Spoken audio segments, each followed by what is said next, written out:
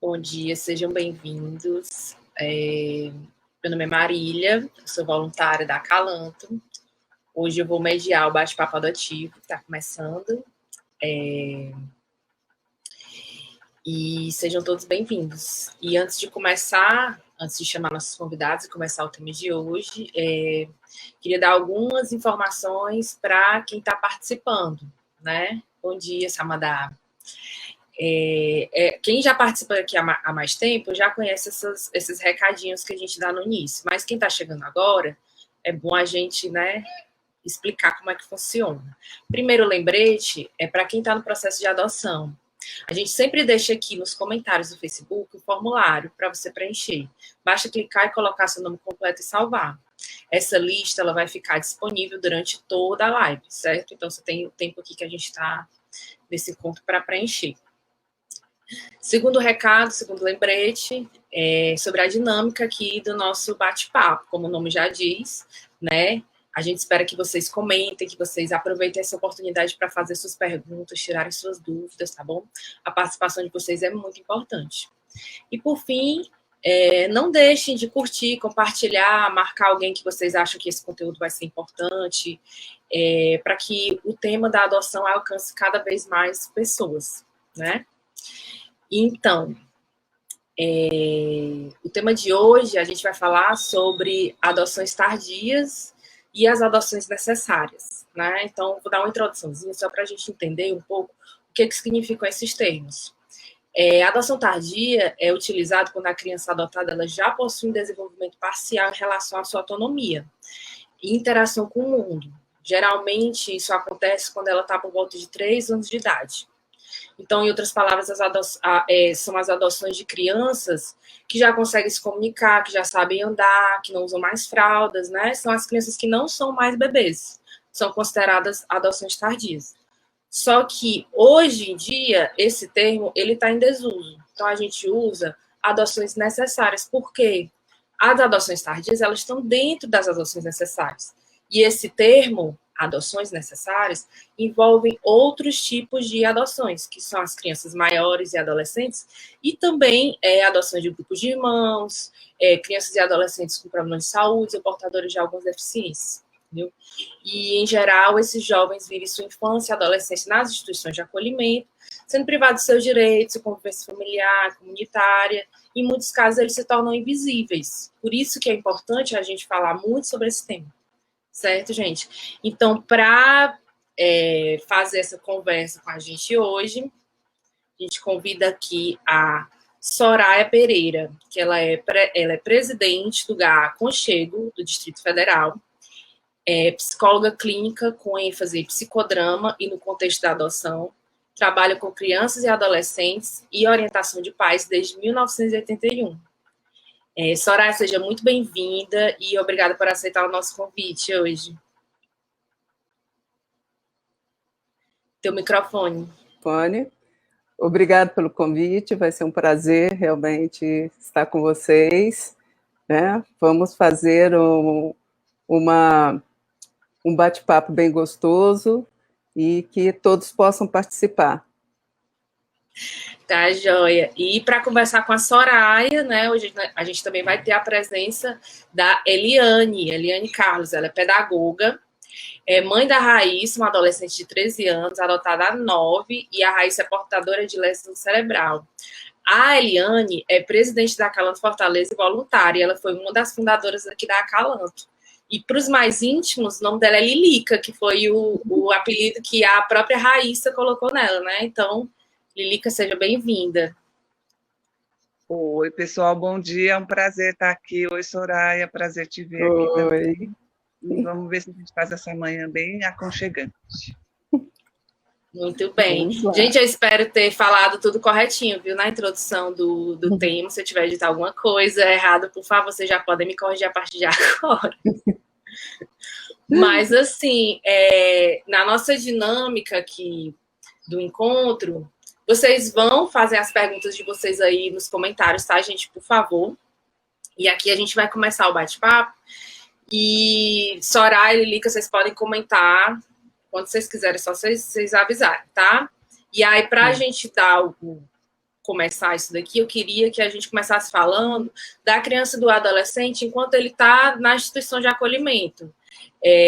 Por exemplo, como é que é isso dele lá, esse longo tempo de permanência que normalmente acontece, quais são as consequências do desenvolvimento da criança nesse longo período. Se puder começar pela Soraya, e aí depois eu passo para a Lelica. Então, vamos lá, né?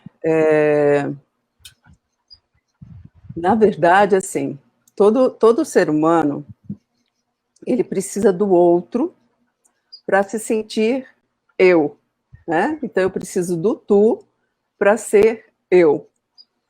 Quando você está numa instituição, por melhor que seja a instituição, normalmente a instituição ela não tem um cuidador para uma criança.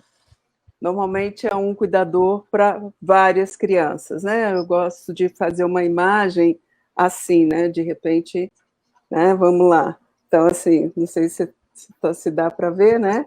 Então, é um cuidador para várias crianças, certo? E fica o cuidador, por melhor que ele seja, ele não vai dar aquela sensação de pertencimento. Isso não quer dizer que uma criança numa casa, numa família, na sua família consanguínea, ele não possa viver isso. Claro que ele pode, porque a gente nunca vai conseguir saciar absolutamente tudo que o outro necessita. A gente vai sempre estar naquela sensação de que podia ter dado mais, e o outro sempre com a sensação de que eu quero mais e eu não fui atendido. Mas quando se está numa instituição, é muito mais difícil se trabalhar essa individualidade. Então, as crianças institucionalizadas, elas perdem muito, elas perdem aquele olhar que é individualizado, elas perdem um processo de pertencimento, porque também é falado para a criança que ela está ali porque ela foi retirada de uma situação, para que ela esteja ali, ela foi retirada de uma situação de vulnerabilidade, né? De muitas vezes negligência, e ela não sabe ainda para onde vai. Então, inclusive, a gente fala muito para ser conversado com a criança, ser passado para a criança a real situação dela. Olha, a gente está fazendo estudo, a gente está vendo se tem condições de você voltar para a sua família consanguínea, se não tem condições. A criança precisa saber dessa referência familiar e da vida dela. Tá? Então, quando eu não tenho, né, esse processo de individualização, é complicado. Então, as crianças que estão numa instituição,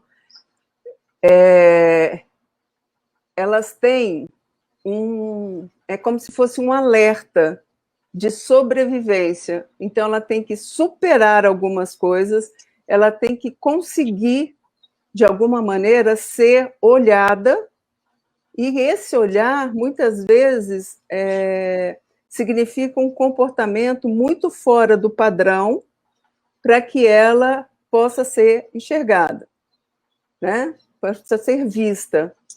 E, então, isso, né, as pessoas, às vezes, elas ficam assustadas com as crianças que falam alguma coisa que choca a gente, né? É muito... Deixa eu ver aqui acho que eu tenho... Bom, eu vou pegar o copo, né? Então, aqui, tá? Então, assim, esse é o padrão que quase todo mundo tem em relação a um filho, que é o filho idealizado, certo? Quando chega a criança, que é a criança real, muitas vezes os pais, eles não conseguem enxergar a criança real, né? Eles ainda estão com a criança idealizada. Então, para essa criança ser vista, ela precisa, né, sair desse padrão. E sair desse padrão sai de uma idealização. Então, o que a gente tem que fazer? A gente tem que quebrar esse padrão. A família que está chegando, né, a família que está recebendo essa criança que está chegando, ela tem que, de alguma maneira, fazer o luto dessa idealização, para essa idealização sair e aí a família conseguir ver a criança real. Deu para vocês entenderem? Então, muitas vezes, esses comportamentos, eles são comportamentos para serem, né, para a criança poder sobreviver emocionalmente e psiquicamente. Aproveita e bebo da água do idealizado. Né? Então, é isso. Né? O que a gente precisa entender é um pouco do que acontece com essa criança. Que mundo é esse? Quais são os referenciais dela?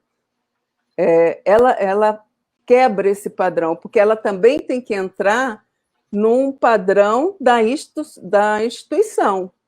Porque ela, saindo desse padrão da instituição, ela também, né, não está pertencendo a um grupo. É muito complicado isso, né?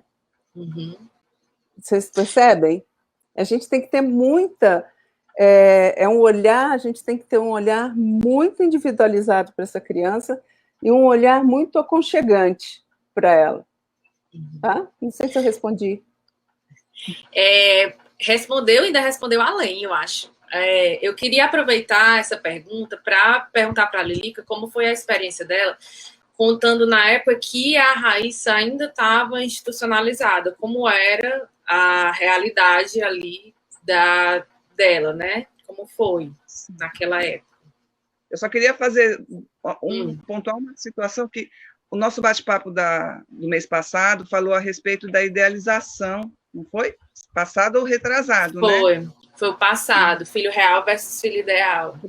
A Fernandinha veio e expôs bastante sobre isso para a gente. E esse momento que a gente vai conhecer o nosso filho lá, a primeira vez, a segunda, a terceira, né? Aqueles encontros iniciais, a gente estava conversando hoje no nosso grupo de WhatsApp Adaptação, que os pais têm que aproveitar, o pretendente tem que aproveitar para ver qual é a forma que essa criança estava sendo tratada até então, para você poder entender alguns comportamentos.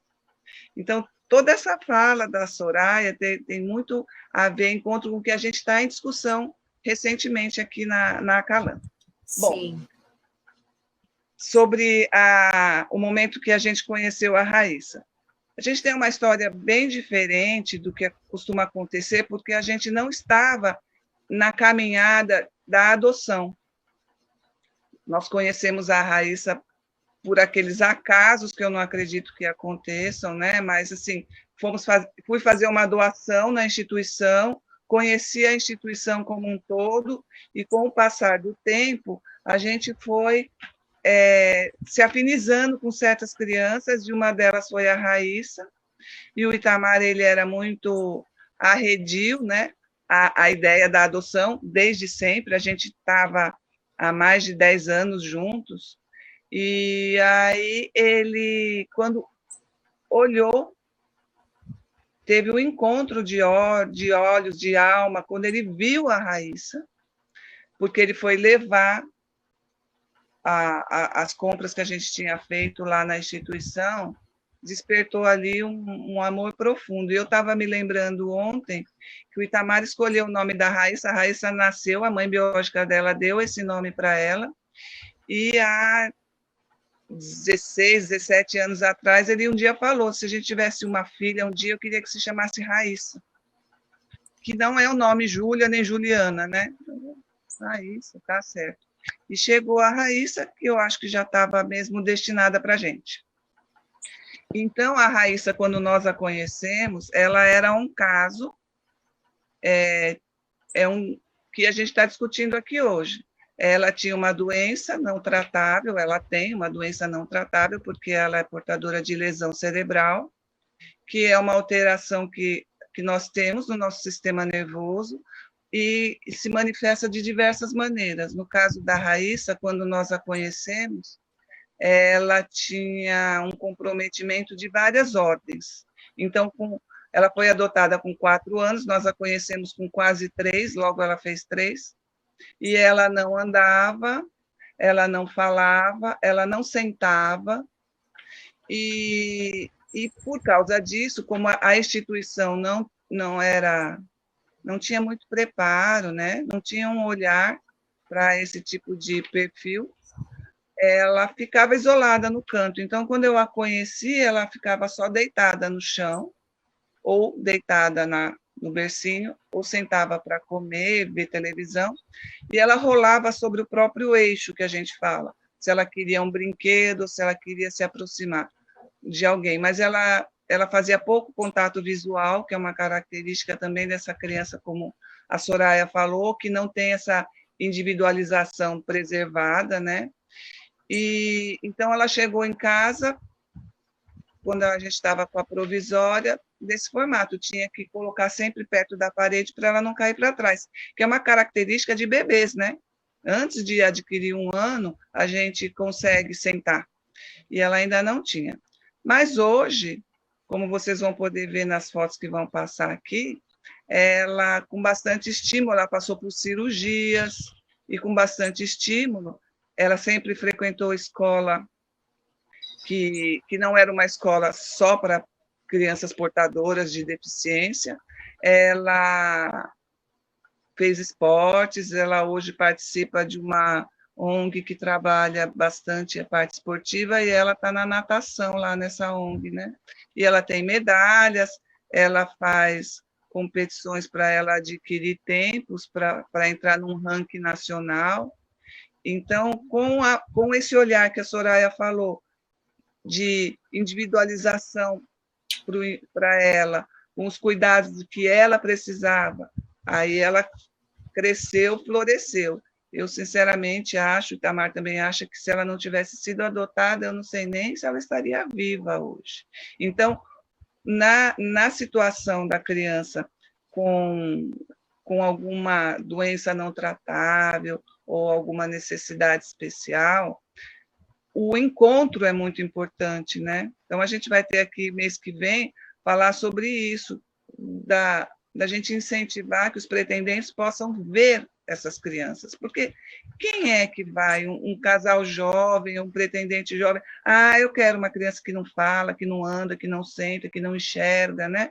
Isso esse despertar, essa vontade de constituir uma família com essa criança, com esse jovem, vai acontecer somente no encontro, né? Muito bem. Gente, e aí, para entender como é que um pouco mais dos processos de adoção, a gente teve uma pergunta aqui do Instagram, que eu acho que se encaixa nesse momento agora, que é sobre em qualquer tema que apareça aqui, que a gente vai discutir, perguntam sobre o tempo de espera. Então, não podia ser diferente. Perguntaram aqui se o tempo de espera é mais ou menos demorado em relação à adoção de bebês e se é preciso estar na fila para esse tipo de adoção. Pode ser o Soraya.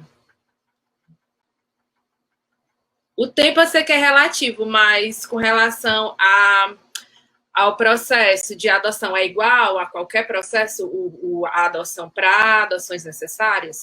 Então, eu acho que cada comarca tem a sua característica, né? Tem a sua forma de pensar, de executar. Aqui em Brasília, por exemplo, você tem que estar habilitado, independente. Então, quando você preenche, aqui em Brasília dá a entrada pela Defensoria Pública, né, é preenchido um formulário onde você fala o teu perfil, né? Então, eu quero uma criança, pode ser um pré-adolescente, 10 anos. Eu aceito uma criança que tenha doenças tratáveis, né? Que ainda se usa esse termo. Então, essa pessoa, ela tem como é que se diz? Um privilégio né, de ir logo para o curso, né? Por quê? Porque o perfil dela não é um perfil comum. Hoje em dia, agora em Brasília, esse ano, o curso foi feito no ano passado online, e esse ano, novamente, está sendo feito online. E aí, o curso está sendo ministrado para várias pessoas. Então, isso também ajuda e deu uma acelerada na fila, vamos dizer assim, né? Mas essas pessoas que têm um perfil que não tem ninguém na frente, porque a fila se eu quero um bebê de 0 até 1 ano, tem não sei quantos na minha frente. Se eu quero de 5 até 10, vai ter X menos tanto. Se eu quero um adolescente de 15 anos, provavelmente não vai ter ninguém na frente, né? Então, essa fila, ela de alguma maneira, diferenciada. Então, para quem quer uma adoção, né, das necessárias, isso não quer dizer que os outros não são necessários, gente. Toda criança tem necessidade, ela está lá, é prioridade absoluta, está lá o ECA, dizendo que toda criança, né, merece ser chamada de filho e filha, merece ter uma família, certo? Isso é lei, tá? Agora, a gente diz que são adoções necessárias porque são adoções muito especiais, são adoções que você tem que olhar com outros olhos, certo? E aí, isso não quer dizer que você ter um desejo de ter um filho ou uma filha com 6 meses no máximo, ou com 1 ano no máximo, você tem que deixar o teu desejo de lado. Não. Você tem que bancar o teu desejo. Então, se eu quero um bebê, eu tenho que saber que vai demorar, que eu tenho que sustentar esse desejo. Eu não posso realmente mudar o meu desejo porque está demorando. Essa mudança de perfil, ela tem que ser muito bem trabalhada. É exatamente assim. Aqui em Brasília, nós temos no Aconchego, a gente tem uma pergunta que começou a ser feita para a família acolhedora, né? A Júlia, que é a coordenadora, ela faz essa pergunta, e depois todo mundo passou a fazer essa pergunta, né? Cabe na sua vida? Você tem que saber se o que você está querendo cabe na sua vida. Você dá conta disso? Você dá conta de uma criança de 10 anos? Você dá conta de uma criança que tenha uma deficiência visual, que tenha uma paralisia cerebral? Você dá conta de uma criança que não tenha um braço? Né? Então, assim, você tem que saber se você dá conta. Não é caridade, não é pena, né? Adoção não é isso. Adoção é uma filiação. Isso precisa ficar muito claro. Se você quer uma criança, você pode ser padrinho, você pode ser madrinha, você pode frequentar uma instituição, você pode, né, ser a tia da vizinhança. Agora, se você quer um filho, é diferente. Um filho é uma filiação, você está trazendo, né, aquela criança, aquele adolescente para sua responsabilidade. E dali para frente, você é responsável por esta criança ou este adolescente. Então, a gente tem que estar muito consciente. É um filho que eu quero? Né? E não é fácil. Não é fácil. Vamos dizer assim, filiação não é fácil. Quem diz que filiação é fácil, quem diz que casar é fácil, não casou e nem está filiando. Porque você tem que ser, realmente, você é o responsável, você tem que dar o que você tem para que aquela relação procrie, exista, né? E toda relação, ela tem os dois lados. Eu sempre me perco aqui, né? Tem dois lados. O que eu trago de mim para fazer essa vinculação, tá? E o que o outro traz para fazer a vinculação. Então, quando você diz assim, eles se separaram porque ele fez isso e aquilo, ou ela fez isso e aquilo. Mentira, porque a vinculação, né, ela tem um pouco de cada um, e toda vinculação, né? E de filho não é diferente, certo? Só que de filho você é o adulto da relação, você é o responsável. Então você tem que dar o passo para ir ao encontro dessa criança. Você tem que, se você entrar naquela de competir com a criança, ficar na mesma idade da criança, virou uma bagunça, né? Virou um samba, tá? Você tem que ter essa consciência. Eu sou o adulto da relação, tá? Falei muito, né? Gente, eu falo demais. Não, falou excelente. Se tem uma coisa que eu gosto é de prosa, viu? Tá ótimo. E Ligas quer fazer algum comentário sobre essa questão do... Tanto o a mais que a Soraya falou, quanto a pergunta sobre o processo, como é que se dá aqui em Fortaleza? Sim. Quando a gente opta para buscar essa adoção dessas crianças com chamadas que a gente está discutindo hoje aqui necessárias, a gente pode provocar o judiciário, né? Foi o nosso caso que a gente utilizou, na época a Calanto Fortaleza não existia, ela existe a partir dessa necessidade que a gente viu da adoção tanto da Raíssa quanto da Vitória.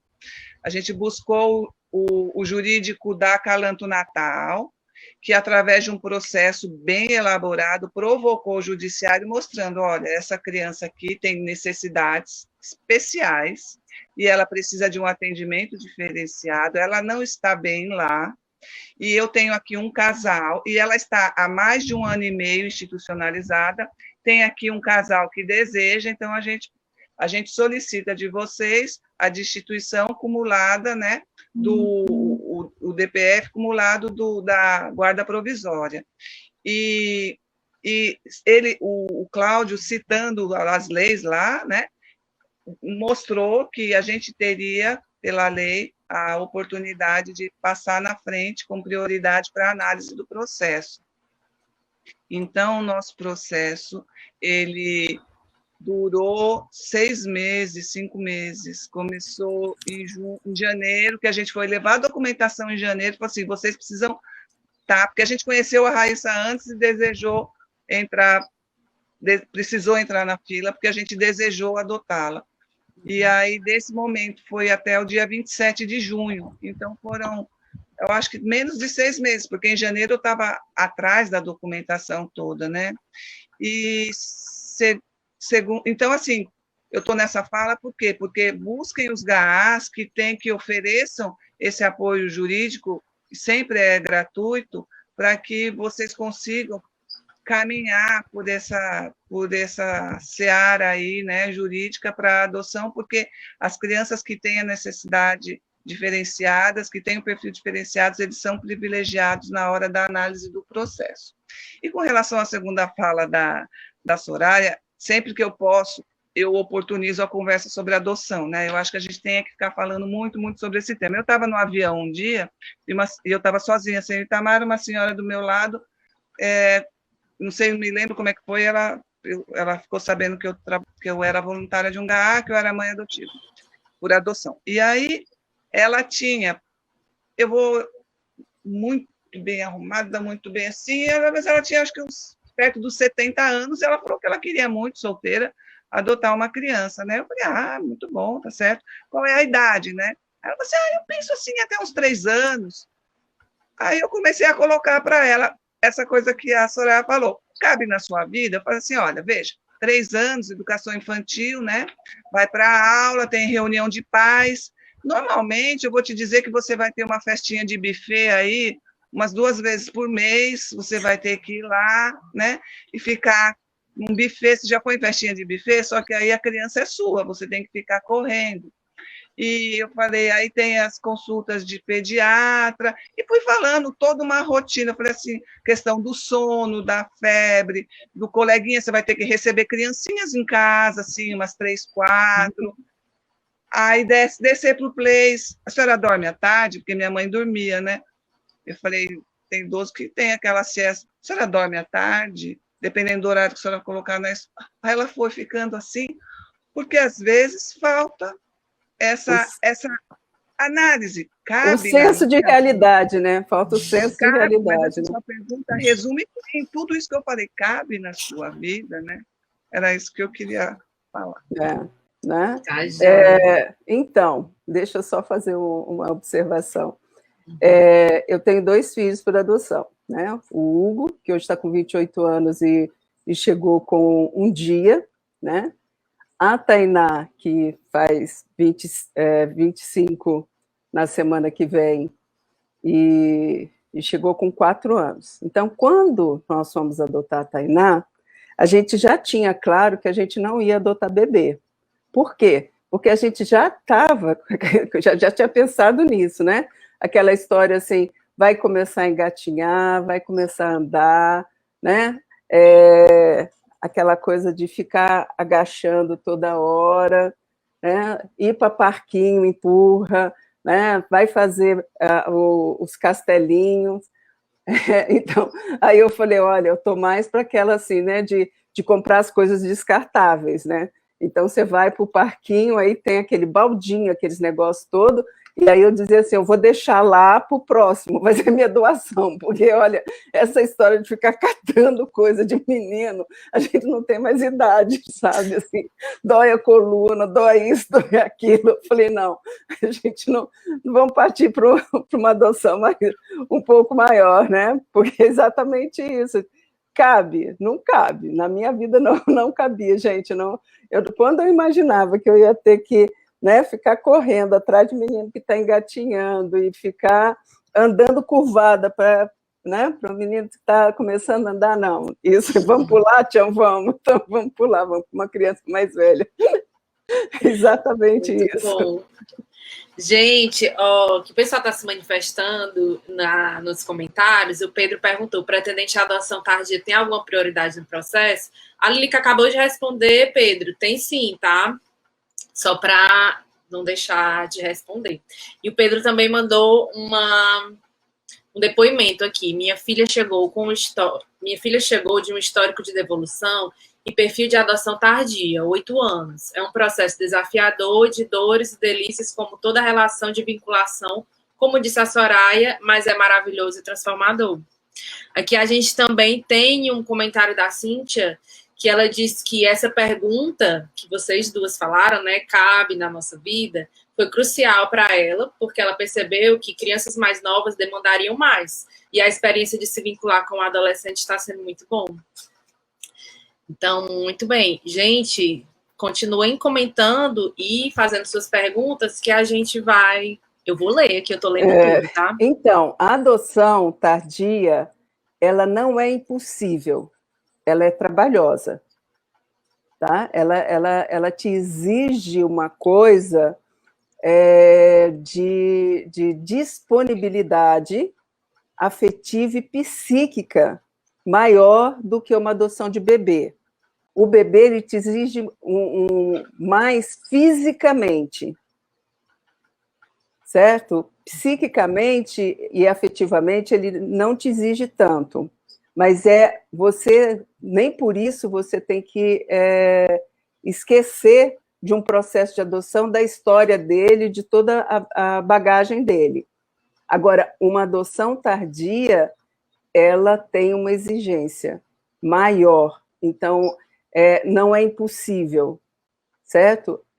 É uma adoção mais trabalhosa. Por exemplo, da minha filha, que foi uma adoção lá atrás, há 25 anos atrás, para sair a certidão dela levou 4 anos. 4 anos, gente. Eu brincava que assim, eu ia fugir com ela. E eu dizia que eu ia para Nepal. Então, eu ia fugir e eu dizia para onde que eu ia, né?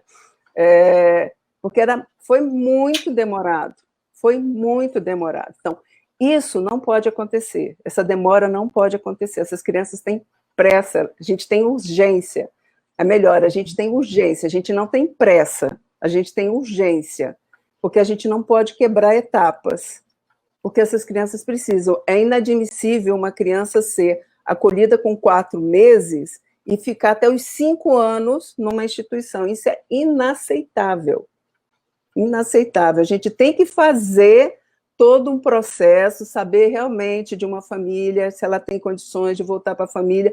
Isso eu acho que precisa fazer. Eu acho não, eu tenho certeza.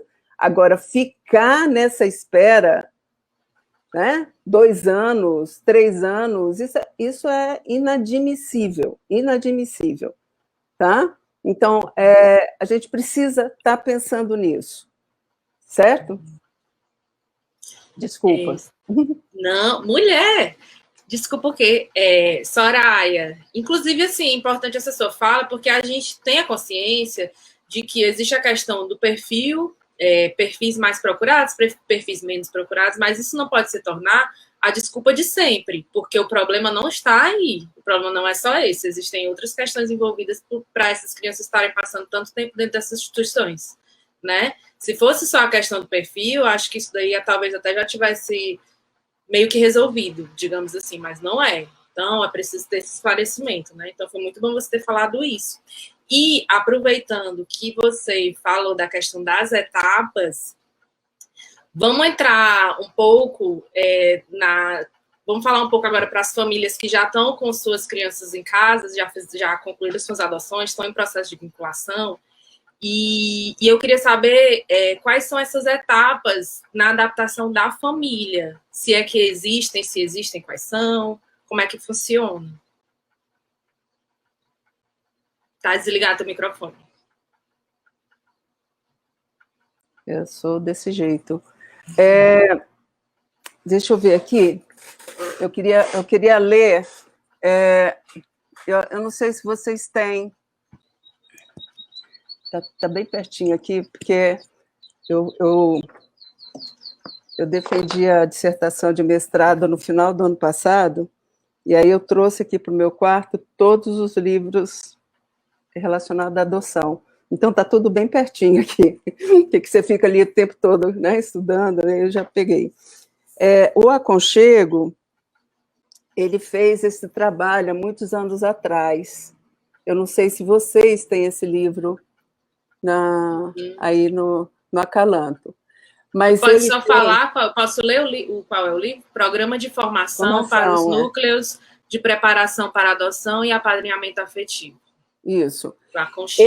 Esse livro, ele tem um link no nosso site, ele tá lá, disponível, tá? Se vocês não têm fisicamente, tem lá. E eu posso também passar para vocês depois o link, tá? Nesse livro, tem uma... Aqui, ó, deixa eu ver. A Vanessa está dizendo que a gente tem esse livro, tem? Sim. Tá.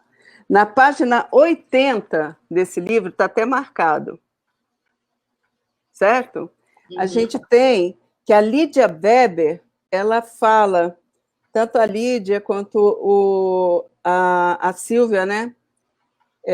E a Vargas também, fala de algumas etapas. Então, tem o encantamento, tem a desilusão, tem a regressão e tem a aculturação. Depois vem consolidação do vínculo, curiosidade sobre as origens,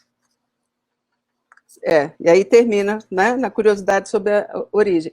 Então, é interessante ler, né, eu acho que seria bem legal vocês estarem divulgando, puxando isso aqui mesmo, fazendo uma cópia, sei lá como é que a gente pode fazer disso, que eu não entendo dessas coisas. A gente pode compartilhar esse material? Sim, ele tá. Ele é livre, ele é aberto. Ele é livre, tá. Né? Isso foi um edital que nós ganhamos da Secretaria de Direitos Humanos, e nesse edital a gente fez vários livros, e a gente deu também, nós fizemos capacitação para os GAAs, Depois a gente queria fazer uma segunda etapa, mas aí já não teve mais dinheiro para fazer isso, né? Uhum. Então tem essas etapas, que é o encantamento, que é quando você encontra a criança, que vocês, né, tanto a criança quanto os pretendentes, eles ficam encantados, né? Aquela coisa, nossa, deu clique e tal. Clique, gente, existe. O clique é o seguinte: eu quero cuidar dessa criança. Esse é o clique, né? Na hora que dá o clique, é você olhar e falar, eu quero cuidar dessa criança. Eu quero que essa criança me pertença, pertença à minha família. Eu quero cuidar. Ela tem que ser importante para mim, né? Eu lembro que quando eu e o Tião, né, nós estávamos na fila para adoção, um dia chamaram a gente. E aí falaram que era um bebê, isso já estava da Tainá, para adotar a Tainá, que a gente já tinha colocado uma idade maior. Mas chamaram para a gente ver um bebê, era 1 ano e meio, né? E falaram, olha, ele tem um problema, uma deficiência auditiva, né? Tudo bem, não tem problema nenhum. Quando nós fomos conhecer, ele tinha um problema de pele, mas era todo. Na hora que eu olhei aquele menino, assim, para você falar, na hora que eu olhei aquele menino, né? Na hora, eu falei, gente, ele deve estar com coceira, ele deve estar com isso. Em nenhum momento eu pensei, sabe, eu quero cuidar desse menino. Eu pensei, eu vou arrumar um médico, eu vou... Entendeu? Foi muito claro aquela reação para mim, que eu queria muito que ele ficasse bom, mas eu não trouxe emocionalmente ele, né, para minha família. Então ficou claro, eu queria cuidar dele, mas eu queria cuidar dele para que ele ficasse bem, mas não cuidar numa vinculação, né? Não, seria, se eu insistisse, seria um processo de pena, de caridade, e não é isso, filho não é isso, tá? Então, assim, você tem que ter esse encantamento, né? Você tem aquela coisa, assim, algo mexe, mas é do eu quero, né? Eu falo que filho não sai, filho entra, né? Ele faz... Você engole filho e cada dia ele vai crescendo e fazendo... Tem uma hora que ele dança o tango em cima da gente, mas, né, filho entra, tá? Então tem esse encantamento, aí tem a desilusão, que é quando, sabe, a criança também, principalmente criança, a adoção tardia, que ela começa a achar que ela podia tudo, de repente já não pode nada. Por quê? Porque quando você vai, começa a etapa lá da convivência, né, familiar, e o que é aquilo? É passeio, é ir não sei aonde, vai não sei aonde. A convivência mesmo só acontece quando essa criança vem para casa. Porque antes é uma ilusão. Quando ela vem para casa, que tem regras, que tem normas, que tem, né, tem hora para almoçar, tem hora para isso, tem hora para aquilo, começa o desencanto, né? Diz, não, peraí, eu vou voltar para lá, né? Porque lá eu já sabia como é que é, eu já estava acostumada. Aqui cada hora aparece uma regra, né? Então, assim, é uma adaptação. Então, essa adaptação, ela é pesada, ela não é leve, não. Né? Então, a gente tem que pensar nisso, né? E tem, muitas vezes, uma regressão. Então, a criança, às vezes, acontece muito, já sabe, já tem uma autonomia, mas pede para dar comida na boca, pede para dar banho, pede para dormir junto, ela vai regredir. Então, a criança, ela tem vários aspectos para se desenvolver.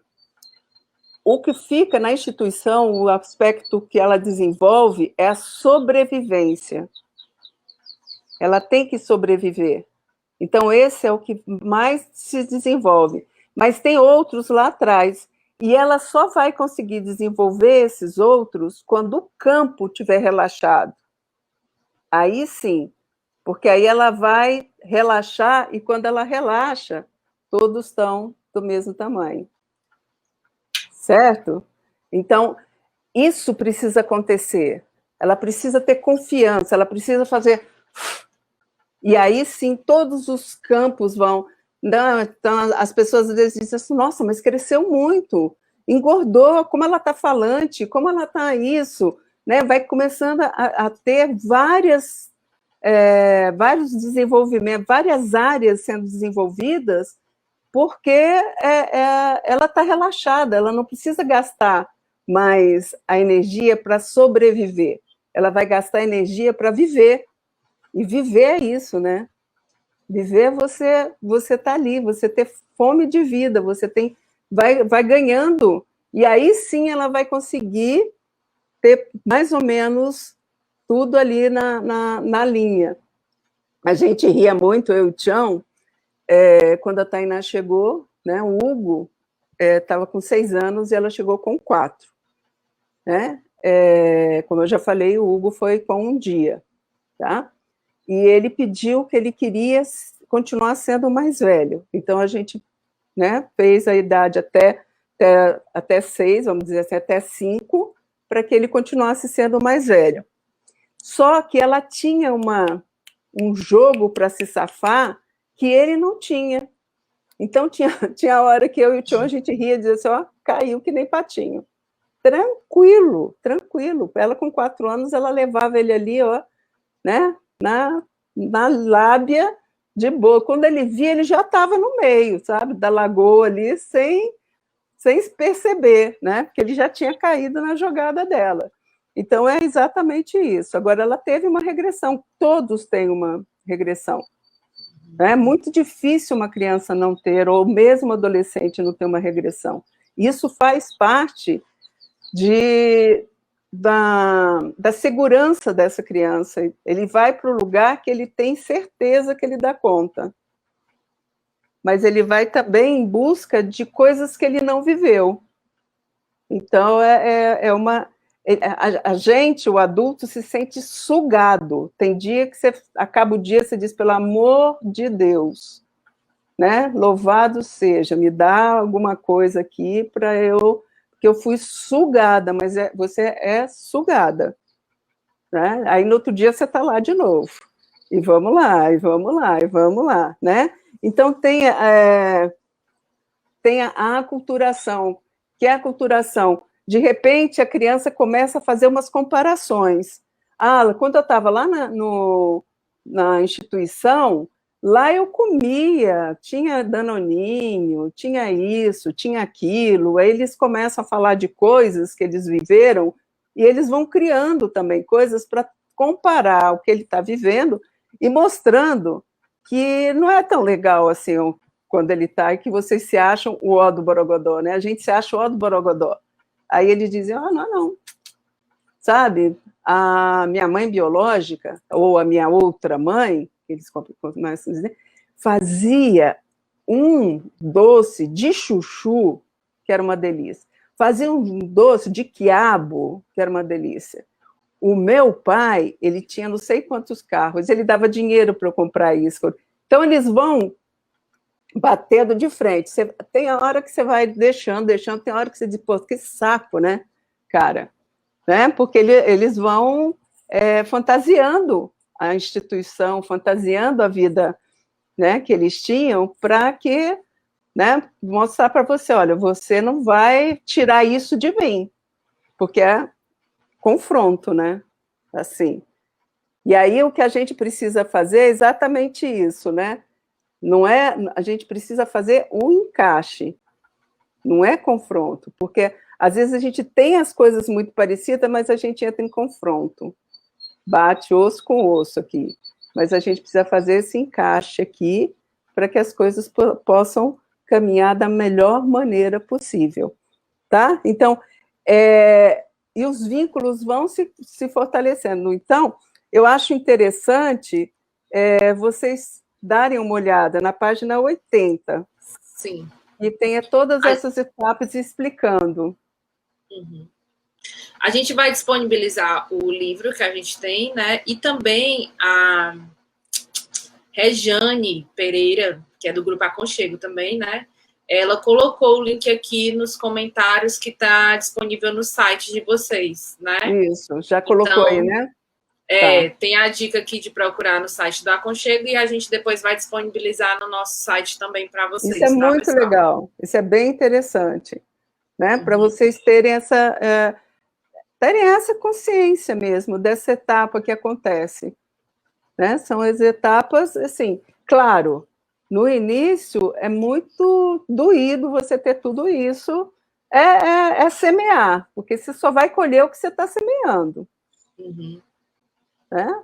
Não adianta não adianta você semear um abacate e querer colher morango. Né? Isso é outra coisa. Né? Por exemplo, se eu tenho uma amiga que me diz assim, ai, Soraya, eu tenho uma muda de uma fruta que eu gosto muito, que é extremamente saborosa, e eu quero dar. Né? Isso aconteceu comigo quando eu morava em casa. E aí eu falei, gente, que fruta será, né, que ela está querendo me dar?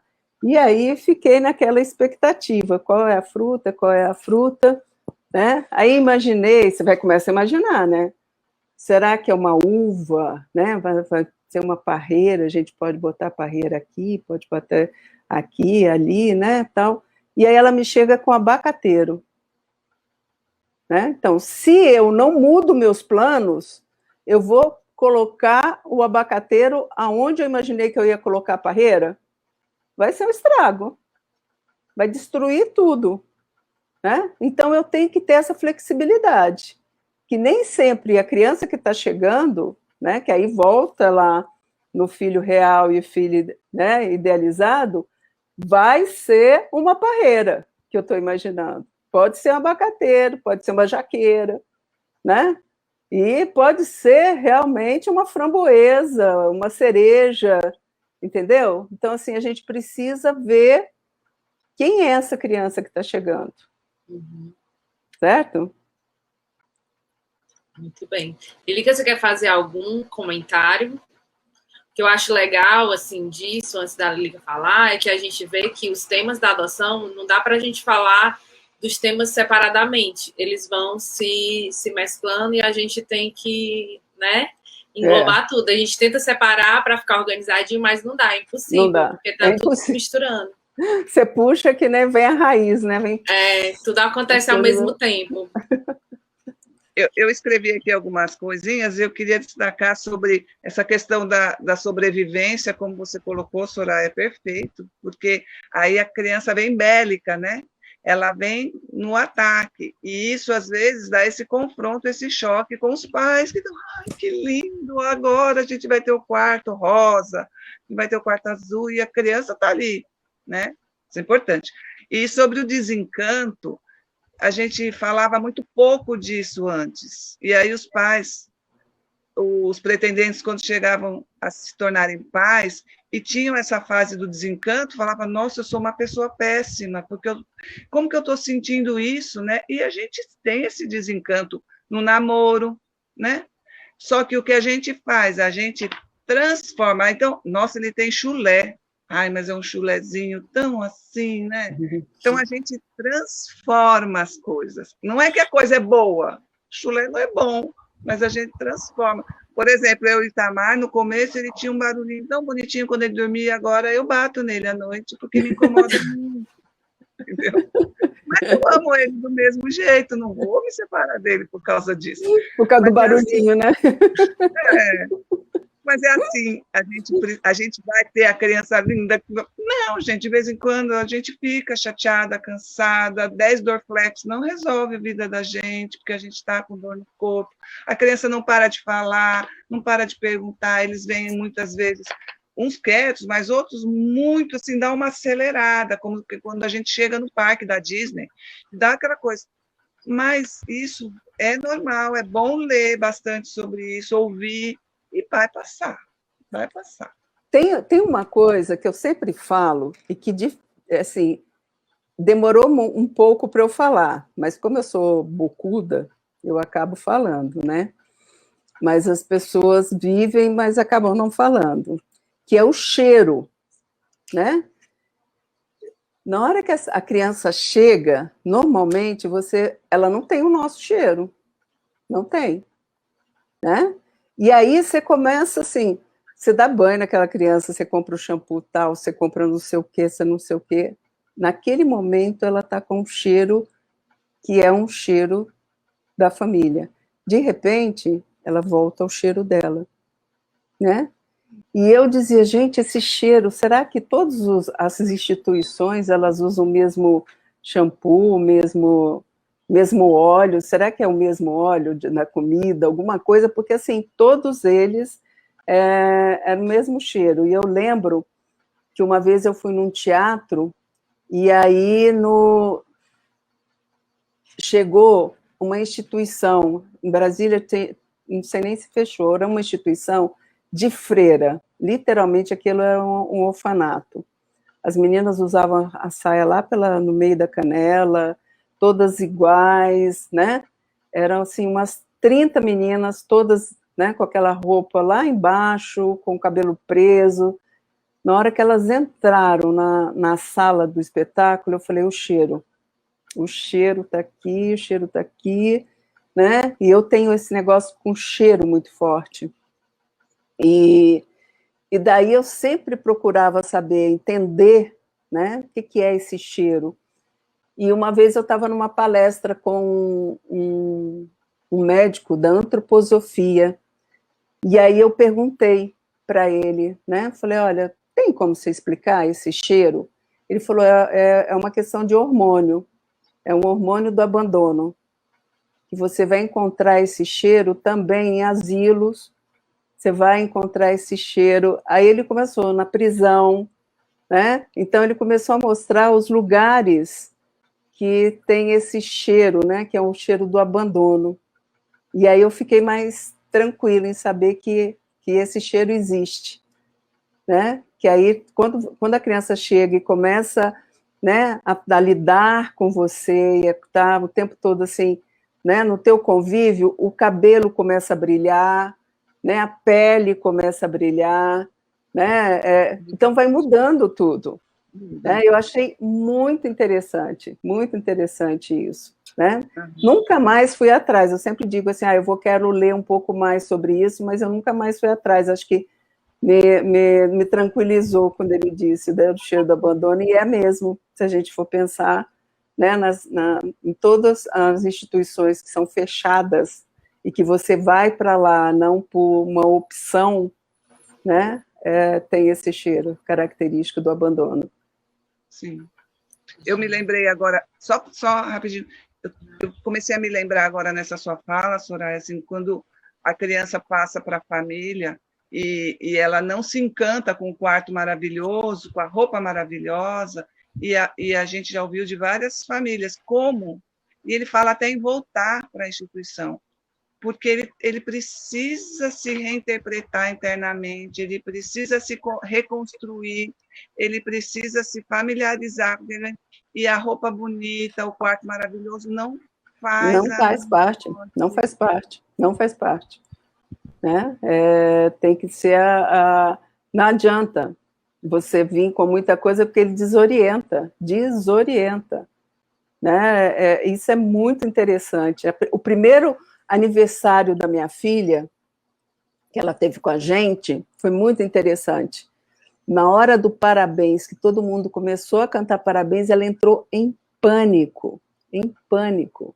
Eu precisei pedir para as pessoas pararem de cantar, expliquei para ela que todo mundo que estava ali estava querendo, desejando uma vida boa para ela, desejando que ela fosse feliz, tal, etc. E aí eu pedi para todo mundo começar a cantar parabéns bem devagar e bem baixo. No final do parabéns, ela já estava batendo palma para cima, assim, a coisa mais linda, né? Mas ela foi impactante. Ela ia para o aniversário no início, né? Antes de ser o aniversário dela, ela chegou em outubro, o aniversário é maio, mas antes disso a gente levava ela em alguns aniversários, nem todos, né? Porque foi muito lento que a gente foi introduzindo ao social. Ela ficava assim, mas ele ganhou todo esse presente é só para ele, sabe? Não vai dividir com ninguém. Ela achava, ela achava um absurdo o aniversariante ganhar tanto presente, sabe? E aí, como assim, né? E no aniversário dela, nesse mesmo aniversário, ela queria receber as pessoas, a gente dizia, vamos receber as pessoas, ela não entendia isso, né? Ela não entendia por que ela tinha que ficar de roupa toda arrumadinha, então ela tirou sapato, ela tirou meia, sabe? E aí era aquela era a vivência dela. A gente não entende. A gente que tem uma vida mais ou menos normal, né, desde pequeno, a gente não entende que um serzinho, que um indivíduo não consegue aceitar prontamente coisas bacanas, coisas boas. Né? A gente não passa pela cabeça da gente. Não, e mesmo a gente entendendo do assunto, né, cara? Assim, eu já estava no grupo de apoio à adoção, eu sou psicóloga, trabalho com criança e adolescente, mas é outra coisa, você no papel de mãe é totalmente diferente. Gente, né? Eu quero pegar esse gancho, por favor. Porque assim, a gente vai extrapolar o tempo um pouquinho, tá? Porque já chegamos em 1 hora, eu esqueci de dizer que estava terminando. Mas é porque, aproveitando isso que vocês falaram, tem uma pergunta aqui nos comentários que eu acho que é essencial a gente falar sobre isso. O Pedro está perguntando. O Pedro é voluntário da Calan, certo? E ele diz aqui que o nosso grande desafio é manter o vínculo com pretendentes no pós-adoção. Eles só nos procuram no ápice da crise e, às vezes, é tarde. Como vocês lidam com isso na realidade de vocês, do aconchego? Isso aqui é uma coisa, assim, que a gente não entende. A gente já fez, né? A Lilica pode até falar melhor, que já fez várias campanhas e tudo. A gente está sempre pensando em ações, mas a adesão das pessoas muitas vezes é pouca. E aí, quando eles nos procuram, tipo assim, já não tem mais o que fazer. Né? Então, como é que vocês lidam com isso aí? Uma vez que você acabou de dizer que você mesmo trabalhando com isso, sendo psicólogo, tendo experiência, sendo do GA há bastante tempo, e mesmo assim você enfrenta dificuldades. Imagina uma pessoa que não tem tanta vivência assim. Então, o que a gente fez? Né? Porque eu falei, nós temos 3 grupos, certo? Então, nós temos um grupo que é o Encontros, que é um grupo aberto para todo mundo que se interessa por adoção, filiação, como é que é, o que precisa, tal, ele está aberto, certo? Até o pretendente fazer o curso e ele receber a habilitação, ele está nesse primeiro grupo, que é o Encontros. Quando ele recebe a habilitação, né, ele se empolga, porque ele passa para o outro grupo, que é o Laços, que são só para habilitados. Então, o que acontece? Quando eles estão, esses 2 grupos funcionam no mesmo dia e no mesmo horário, certo? Então, acaba sendo aquele lance assim, nossa, eu quero passar para o outro grupo, porque esse outro grupo é muito legal, né? O Laços. E aí eles ficam empolgadíssimos para passar por Laços, porque no Laços a gente aprofunda. No Laços a gente traz temas que eles viram no encontro, mas a gente traz um tema mais profundo. Como a gente trabalha com psicodrama, a gente dramatiza muito, tem muitas imagens. Então, as pessoas ficam acabam ficando muito encantadas, né, com o processo todo. E daí, eles sabem que tem um outro grupo, que é o terceiro grupo, que quando a criança chega, eles vão para esse outro grupo. Então, eles ficam empolgados para passar de um grupo para o outro.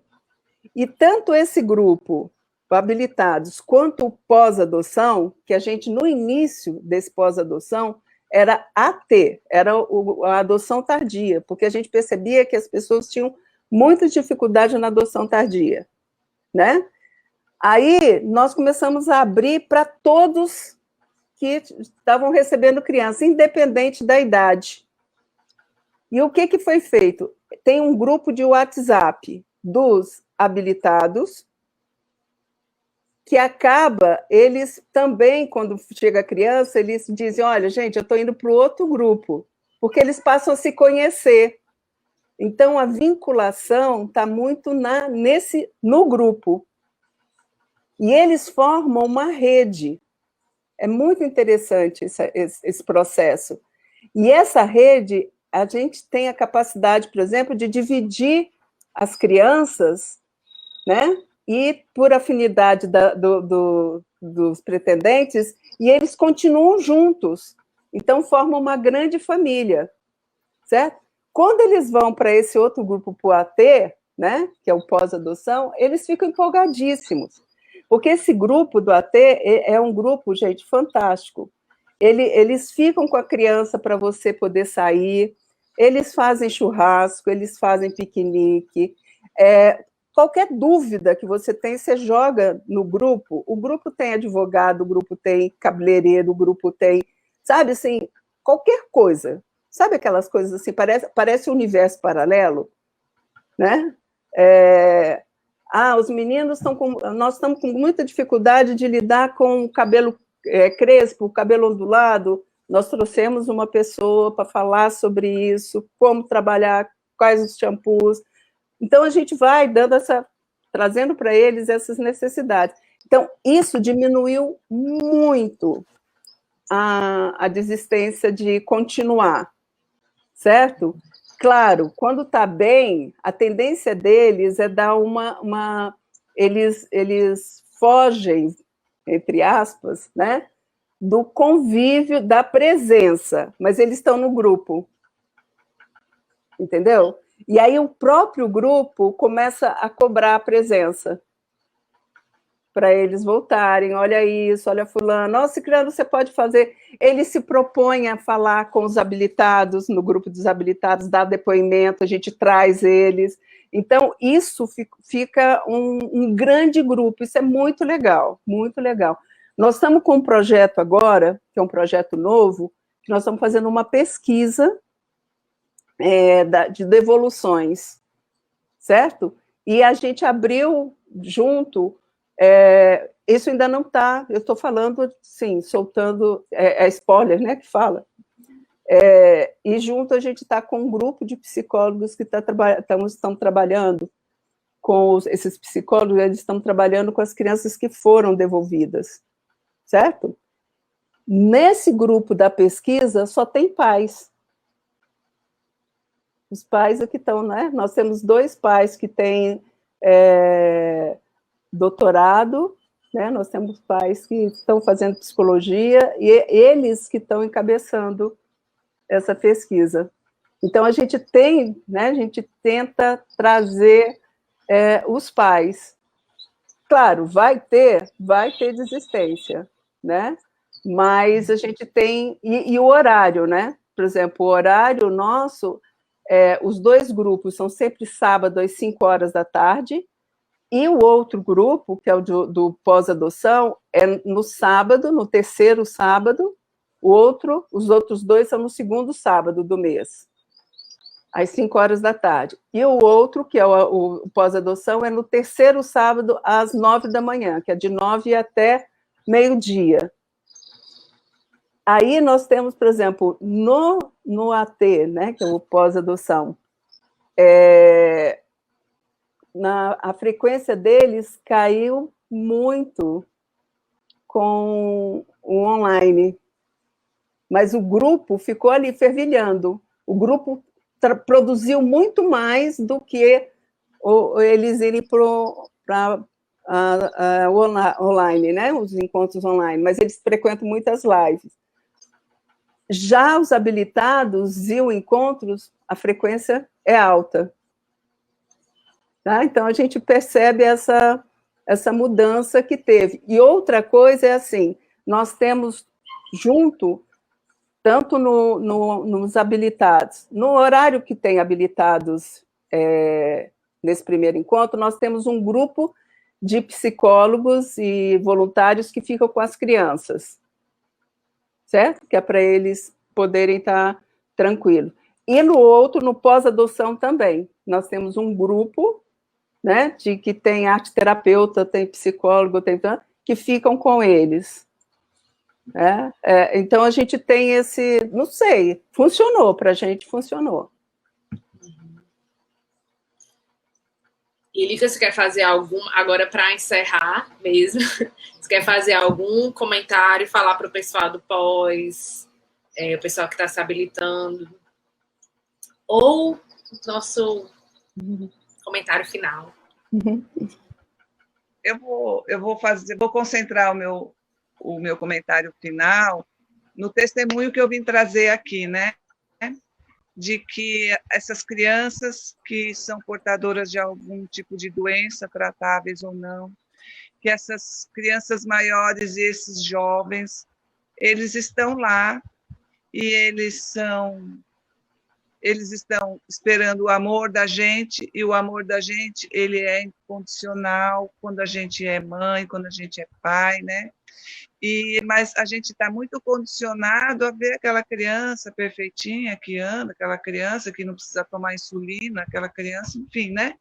Que a gente possa, a partir dessa live, dessas dicas, abrir um pouco o nosso olhar, né? Que quem for da rede de proteção do judiciário, que costuma ver também uma live como essa, que também abra os seus horizontes para pensar nessas crianças, nesses jovens que estão lá, em formas de estar aproximando, né? Como o doutor Toné tem feito aqui, na ideia de fazer essas visitas, que é para o pretendente ver, olhar, né? Que existe esse outro perfil, esses outros perfis. Então, o nosso objetivo, quando a gente pensou, eu acho que a gente conseguiu passar um recado bem bacana, que é para ouvir, abrir os seus olhos para esse outro perfil, né? E se vocês tiverem alguma dúvida, qualquer um de nós aqui, dos 2 GAAs e de muitos GAAs por aí, podem estar ajudando vocês, tá bom? Era isso. Beijo. Verdade. Soraya, queria agradecer demais a sua presença, dizer para o pessoal que está aqui, lembrar que essa live, todas as lives da Calanta, elas ficam salvas aqui no Facebook, também depois a gente sobe para o YouTube, e você pode ouvir também como podcast no Spotify, certo? Caso você tenha perdido, chegou atrasado, ou então teve que sair no meio, ou quer mandar para alguém que não pôde estar aqui agora, entendeu? Então, é isso. Soraya, se você tiver mais uma mensagem para fechar. Então, né, o que eu queria dizer para vocês, né, que tudo vale a pena, né, que eu, por exemplo, amo ser mãe, amo, né, ser mãe do Hugo e da Tainá, que isso é uma construção, que esse amor que as pessoas falam, o amor sublime, o amor... Não, gente, é o amor real, é um dia você dizer, eu estou cansado, fica quieto, fica, né, fica paradinho um pouco. Eu brincava com meus filhos assim, tinha hora que eu dizia para eles, fica quietinho para a mamãe gostar mais de você. E aí eles começavam a rir. Então ou senão eu dizia assim, gente, eu condicionei 2 ratos quando eu estava numa faculdade, como é que eu não vou educar 2 crianças? Né? Ai, mãe, você está me comparando a um rato? Né? Então, assim, hoje eu brinco, porque eu estou com 2 filhotes de Schnauzer aqui em casa, eu digo, gente, eu condicionei 2 ratos, eduquei 2 filhos, e eu não consigo condicionar 2 cachorros. E a moça que trabalha aqui em casa diz assim, a senhora foi excelente na educação dos seus filhos, mas a senhora não está sendo excelente na educação dos cachorros. Mas é isso, gente, sabe? Essa relação cresce, essa relação é uma delícia, a gente tem que ficar bravo na relação, a gente tem que vibrar com essa relação, né? Filiação é fantástico. E lembre-se que filho não sai, filho entra, faz parte da gente, né? E que vale a pena. Então, insistam, é trabalhoso, ser mãe e pai não é uma coisa assim, quem diz, ai, que gracinha, foi lindo, foi maravilhoso, está mentindo, né? Não acredita, diz assim, não, a gente foi um perrengue, mas agora está uma delícia, amo, não sei viver sem eles, mas tem o seu lado espinhoso, né? Se a gente pega um espinho e a gente abre aquele espinho, ele é uma folha que foi enrolando. Então, a gente tem que ter a paciência de desenrolar esse espinho para a gente usufruir da folha. É isso que eu deixo para vocês. Muito bom, obrigada mesmo, Soraya, obrigada a todo mundo que participou hoje, que assistiu a live, e no próximo mês a gente se encontra de novo, é isso, gente, muito obrigada e até mais. Até obrigada, mais. Lilica, também, tchau, obrigada, Soraya. Tchau.